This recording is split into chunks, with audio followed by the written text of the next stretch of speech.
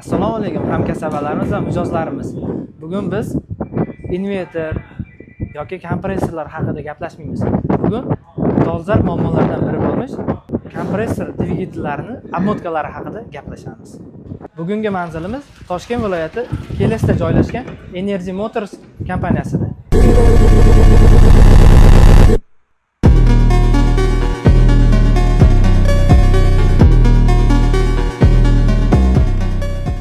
Assalomu alaykum. Assalomu alaykum aka, Yaxshimisiz Zafar aka? Charchamayapsizmi? Hozirgi mijozimizni motori nima bo'pti aka?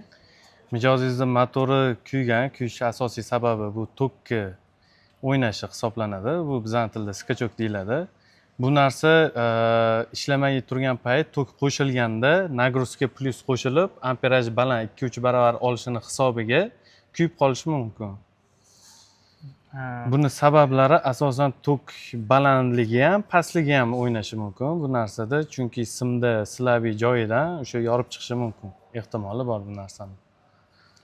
Endi buni hozir ta'mirlashiga necha kun vaqt ketadi?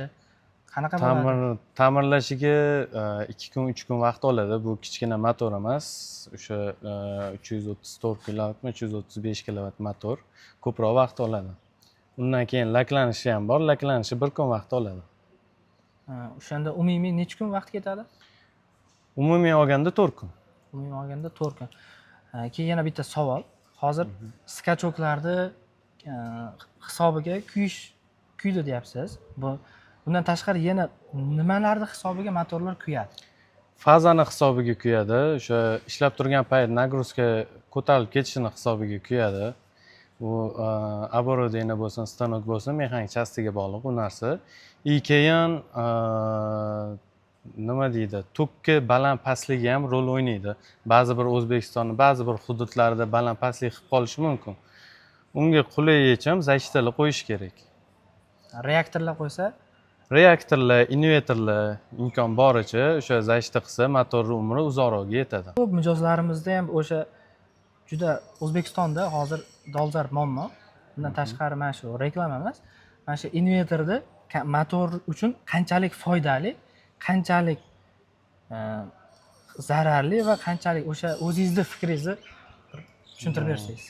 Invertor endi bu narsani ko'p zachtlarni o'sha himoya qilish tizimlarini ichiga oladi. Motorga qo'yiladigan bo'lsa ancha foyda bo'ladi. 60-70% menimcha foyda olsa kerak. O'sha demak bitta motor, bitta dvigatel 5 yil emas, invertor qo'ysa 7 yil, 8 yil ko'proq ishlaydi demoqchisiz, shunda to'g'rimi? 7 yil, 8 yil. Sabablari qilinsa, xudo xolasa invertor orqali uzoq muddat ishlaydi. Endi u kimdir 5 yil emas, o'zi umumiy holatda. Umumiy holatda olganda shunaqa ko'proq ishlaydi. Umrini uzoq qilib beradi. Shunaqa. Keyin yana bitta muammo bor hozir ko'p zapravkalarda. Solidor muammosi. Solidorni qanchalik mana shu motorni ochganlaringda farqi bormi yo'qmi, yaxshisini? Farqi bo'ladi solidorni. Ishlatishda, farqi bo'ladi. Uni pachimliklar yog'lash bo'yicha. Albatta, farqi bo'ladi. Bu narsa ko'pchilik ahamiyat bermaydi.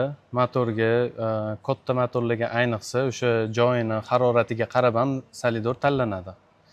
Ishonchli yaxshi solidor qo'yilsa, uzoq muddat ishlab beradi bu narsa. Demak, motor obmotkasi solidorga bog'liq, tokka bog'liq. Patchenillarga, motori tuzilishidan aslamnoy patchenillariga, keyin kelayotgan tokkiga beriladigan nagruzkasiga bog'liq. O'sha 3 ta narsa yaxshi bo'lsa, metan zapravkada demak motordan kuyish hech qanaqa problema bo'lmaydi. Xudo xolasa bo'lmaydi. Sababini qilish kerak hamma narsani. Xudo xolasa, sababini qilish kerak. Mana qarang. Bu yoqdan o'tdi. Kim o'tadi bu yoqdan? Bu akam Ya siz olyapsizmi? Qarang. Ko'rinadi. Ko'zga zo'r ko'rinadi. Mana qarang. Ya, mana buni olib turgin. Ko'ryapsizmi?